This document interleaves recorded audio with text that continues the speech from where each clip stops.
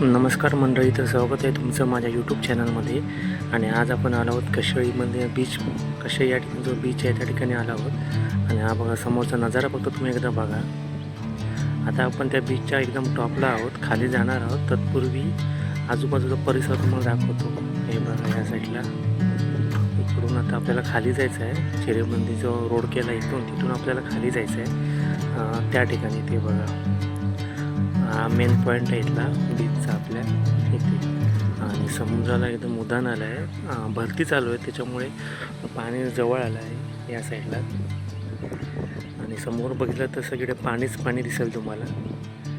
आणि आज शनिवार असल्यामुळे बरीचशी माणसं म्हणजे पर्यटक जे आहेत ते या ठिकाणी आलेले आहेत. मला वाटलं कोण नसेल, पण आहेत बऱ्यापैकी इथे रश आहे या ठिकाणी.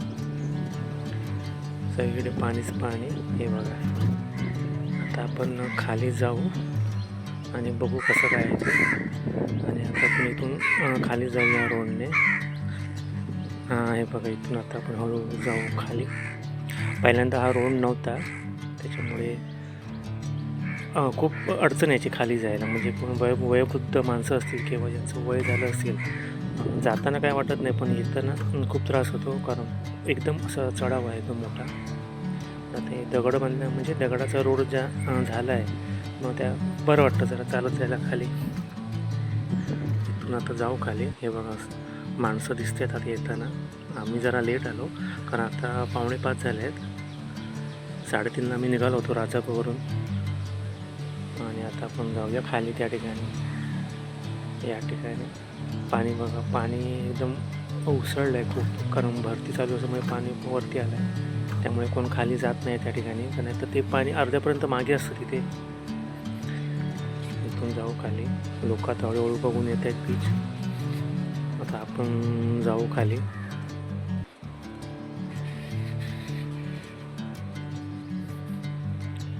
आजूबाजूला झाडे आहेत, पण एवढ्या दाट नाही आहेत, कारण पाऊस वगैरे नाही. कारण पावसामध्ये हे पूर्ण हिरवगार होतं या साईडला. डोंगराचा जो भाग आहे, कड्याचा भाग, तो हिरवागार होतो पूर्ण. आणि तिकडून वरून पण छान दिसतं त्या साईडने, एकदम टोकावरून. हे बघा,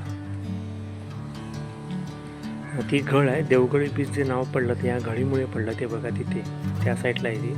तिथे आत्ता जाणे अशक्यच आहे, कारण पाणी खूप आहे तिथे.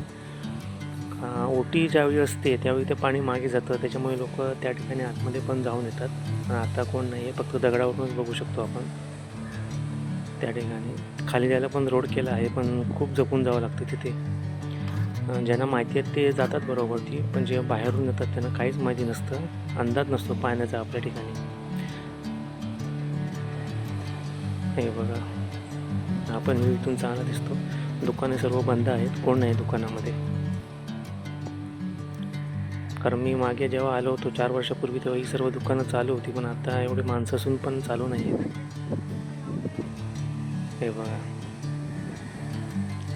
घळी आहे, देवगडी म्हणतात त्याला ते ह्या ठिकाणामुळे.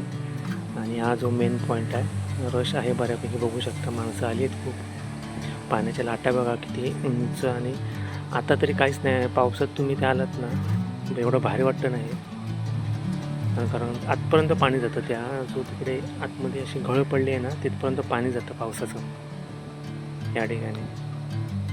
हे बघा, लोक तिकडे खाली दगडावरती बसलेत, नाही पुढे कोण जात नाही आहेत, लांबूनच बघतायत, फोटो वगैरे काढतायत या ठिकाणी. आणि हा कड्याचा भाग तिकडे बघा किती उंच आहे, वरून माणसं बघतायत. छोटी छोटीशी माणसं वरून दिसत आहेत आपल्याला. आणि आता आपण मी पुढे जात नाही आहे, इथूनच व्हिडिओ करतो, मग पुढे जायला चान्स नाही आहे, तिथे गर्दी आहे पुढे. हे बघा, हा त्याच्या डाव्या साईडचा भाग आहे. आणि आता संध्याकाळचे 6:30 झाले आहेत. आणि हा आहे बऱ्यापैकी तरी पण रश आहे. 7:30-8 वाजेपर्यंत लोक असतात तिथे. लाईटीची वगैरे सोय नाही आहे इथे. कचरा वगैरे टाकून ठेवला आहे, मग कचरा आहे बऱ्यापैकी टाकून ठेवला आहे, बॉटल्स वगैरे आहेत त्या ठिकाणी. त्यामुळे कसंच तरी वाटतं जरा. असं काहीसा भाग आहे या साईडचा. आपण त्या साईडने मग अशी शूट केलं होतं वरून, आणि आता आपण खाली आलो त्या ठिकाणी. हा असा काहीसा परिसर आहे या ठिकाणी. तर धन्यवाद मित्रांनो, व्हिडिओ आवडला असेल तर शेअर